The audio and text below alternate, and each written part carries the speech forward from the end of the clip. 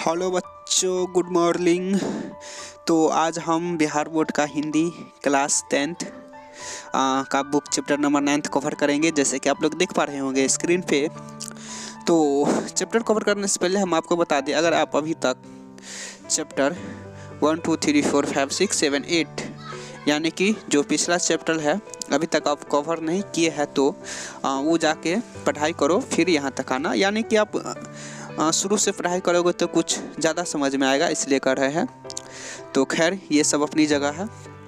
और हम आपको बता दें कि चैप्टर स्टार्ट करने से पहले इसमें टोटल चैप्टर गद्य खंड एवं काव्य खंड मिलाकर, दोनों चैप्टर मिलाकर 24 चैप्टर हो जाता है। ठीक है, तो आपको इसमें करना क्या है, इसमें आपको यही करना है कि लेखक का नाम एवं चैप्टर का नाम याद कर लेना है। हम स्क्रीन पर दे रहे हैं, तो आप कॉपी, लीड एवं पेन का भी कह सकते हैं, आप पेन कॉपी लेकर नोट कर लो।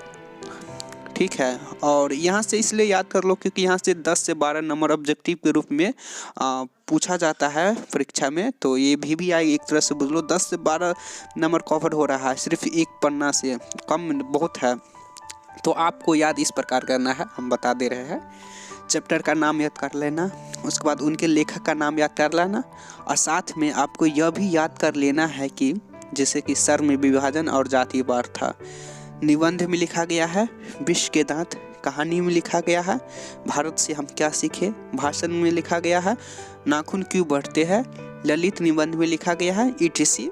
ठीक इसी तरह से इसका जो यानी कि कौन चैप्टर कौन सी भाषा में लिखी गई है ये भी पूछता है, ये भी ऑब्जेक्टिव में पूछा जाता है। इसलिए चैप्टर के नाम, लेखक का नाम एवं कौन सी चैप्टर कौन सी भाषा में लिखी गई है ये भी याद कर लेना। ठीक है, देखो यहाँ से 10 से 12 नंबर कवर किया जाता है, इसलिए हम बोल रहे हैं। और हम काहे बोलते हैं कि बुक रीडिंग करो, बुक इसलिए हम बोल रहे हैं रीडिंग करो क्योंकि अगर हम आपको बता दें तो यहाँ से लगभग 25 से 30 नंबर ऑब्जेक्टिव पूछा जाता है सिर्फ बुक से।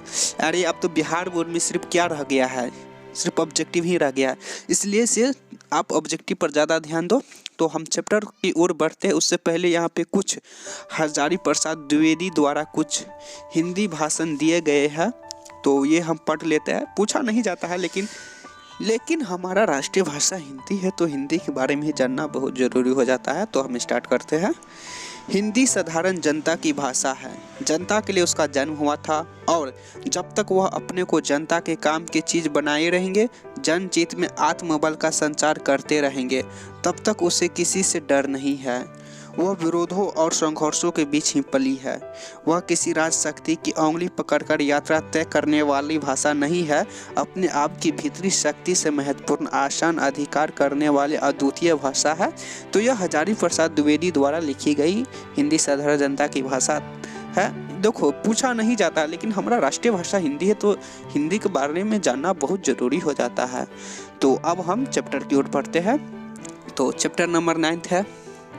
ठीक है, तो हम आपको बता दें कि अब जैसे कि देख पा रहे होंगे स्क्रीन पे चैप्टर नंबर 9 है और लेखक का नाम अशोक वाजपेयी है। तो यहाँ से भी कुछ ऑब्जेक्टिव बनता है, ऐसा नहीं कि आप लेखक का नाम है तो बस सिर्फ नाम याद करके छोड़ देते, नहीं, पढ़ना पड़ेगा तुमको। यहाँ से भी 2 से 3 ऑब्जेक्टिव उठा लिया जाता है। तो हमारा कहना यही है कि अगर आप पढ़ना चाहते हैं तो स्क्रीन पे है ही, वीडियो रोको या स्क्रीनशॉट लो और पढ़ो। यहाँ पे माने कि हम आपको अगर एक लाइन में कहे तो यहाँ पे पूरा बुक कवर किया गया है। माने कि अगर हिंदी का हम बात कर ले तो हिंदी में 24 चैप्टर हैं, तो 24 चैप्टर का ही पूरा ठीक इसी तरह से चैप्टर बाय चैप्टर कर करके आपको बुक प्रदान किया गया है। तो अगर आपको पढ़ने में मन लगता है तो आप वीडियो रोको, स्क्रीनशॉट लो और पढ़ाई कर सकते हो। अन्यथा अगर आपको पढ़ने में नहीं मन लग रहा है तो यहाँ पे वॉइस रिकॉर्डिंग भी किया गया है। ठीक है, यहाँ पे वॉइस रिकॉर्डिंग भी किया गया है। तो आप प्ले लिस्ट में जाओ और जो चैप्टर पढ़ना चाहते हैं उसका वॉइस रिकॉर्डिंग का नाम लिखो, और डॉक्टर राहुल लाल यार चैनल का नाम साथ लिखते ही उसका चैप्टर का नाम भी लिख देना और आपको वॉइस रिकॉर्डिंग के साथ मिल जाएगा। ठीक है, देखो पढ़ना तो पड़ेगा ही, या खुद पढ़ो या वॉइस रिकॉर्डिंग सुनना है तो वॉइस रिकॉर्डिंग सुनो। ऐसा भी नहीं होता है कि वॉइस रिकॉर्डिंग सुनने से, अरे हम तुमको जहाँ तक बता दें, वॉइस रिकॉर्डिंग सुनने से सिर्फ ज़्यादा कॉन्शियस माइंड में बैठता है, ठीक है। तो हम आशा करेंगे कि तुम वॉइस रिकॉर्डिंग ही जाके सुनो। उसके बाद हम बता दें आपको कि आपको बुक खरीदने की कोई ज़रूरत है ही नहीं, नंबर 1 बात, ठीक है। बुक खरीदने से कोई फ़ायदा होने वाला वैसे भी है नहीं, यहाँ पे सारा बुक अवेलेबल है ही, तो बुक खरीदने से कोई फ़ायदा है ही नहीं। सिर्फ आपको पढ़ाई करना है और आगे बढ़ते जाना है। और अपने लोग तो बिहारी है, तो एंटरटेनमेंट के साथ पढ़ाई किया जाए। इसका मतलब क्या हुआ, एंटरटेनमेंट के साथ पढ़ाई किया जाए, यानी कि इसमें जो क्वेश्चन है, ठीक है, तो उसमें कुछ VVI क्वेश्चन भी है, यानी कि इस चैप्टर का जो क्वेश्चन है कुछ VVI क्वेश्चन है, तो उसको हम बोर्ड के माध्यम से कवर करते हैं, ठीक है। क्योंकि यहाँ पे हम बताएंगे तो उतना मज़ा नहीं आएगा, ठीक है। लेकिन हम आपको पहले बता दें कि चैप्टर पढ़ने के बाद ही क्वेश्चन करना, ऐसा नहीं कि क्वेश्चन पढ़े नहीं, सॉरी, चैप्टर पढ़े नहीं और क्वेश्चन करने निकल गए, तो इससे क्या होता है इससे मालूम है, पढ़ने में उतना मज़ा ही नहीं आएगा।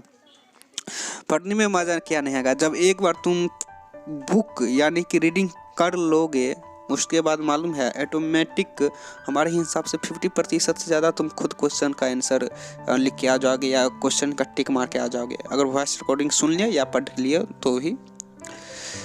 तो this is called not verification of the lawyer.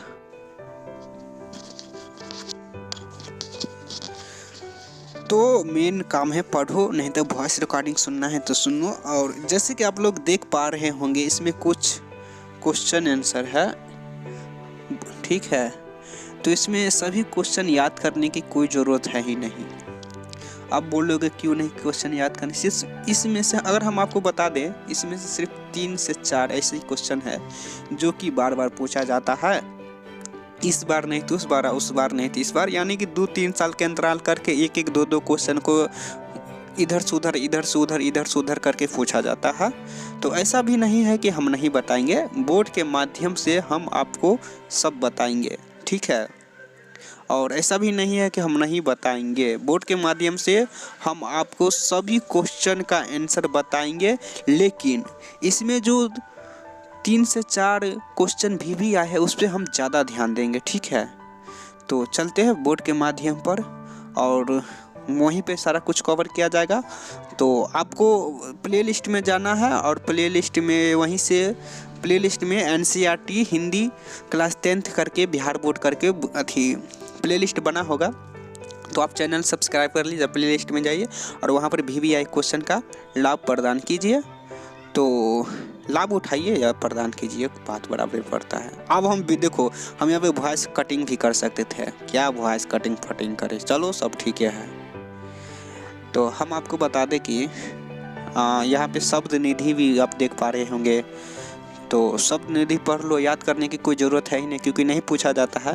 लेकिन नहीं पूछा जाता इसका मतलब ये भी नहीं होता है कि नहीं पढ़े, इसको पढ़ना बहुत ज़रूरी होता है शब्द निधि को। तो सिर्फ आप 2 से 3 बार पढ़ लो और इसे छोड़ दो, याद करने की उतना कोई ज़रूरत है ही नहीं। तो आप सिर्फ 2 से 3 बार पढ़ो, लेकिन पढ़ के छोड़ दो, ये करना ठीक होगा, लेकिन याद करने की उतना भी कोई विशेष ज़रूरी नहीं है। तो आप वहाँ, तो अब इससे ज़्यादा हम नहीं बोलेंगे, क्योंकि प्लेलिस्ट में बोर्ड पे हम अपने लोग हम बहुत सारा बात करते ही हैं, तो ये वीडियो बहुत लंबा हो गया पहले ही ऑलरेडी ही, तो अब इतने ही रहने देते हैं। और अब प्लेलिस्ट में जाइए और वहाँ से सारा VVI क्वेश्चन एवं ऑब्जेक्टिव एवं हिंदी में क्या क्या पूछा जाता है, कैसे क्या करना रहता है, कैसे नंबर, यानी कि बोर्ड के माध्यम से हम सारा कुछ बताए ही हैं। और यहाँ पे अभी हम जब तक इतना ही रहने देते हैं, नहीं तो वीडियो बहुत लंबा बन जाएगा। और जाते जाते हम सिर्फ यही कहेंगे, अगर आपके फ्रेंड सर्किल में या रिलेशन में या अगल बगल कोई क्लास 10th का विद्यार्थी हो तो उससे यह वीडियो ज़रूर शेयर कीजिए, क्योंकि उसको काफ़ी लाभ होगा इससे। और आप प्लेलिस्ट में जाइए और जाते जाते हम यही कहेंगे कि पढ़ो, रेगुलर पढ़ो, कुछ ही दिन पढ़ो लेकिन रेगुलर पढ़ो। तो फिर मिलते हैं अगले वीडियो में, जब तक के लिए जय हिंद, वंदे मातरम, भारत माता की जय।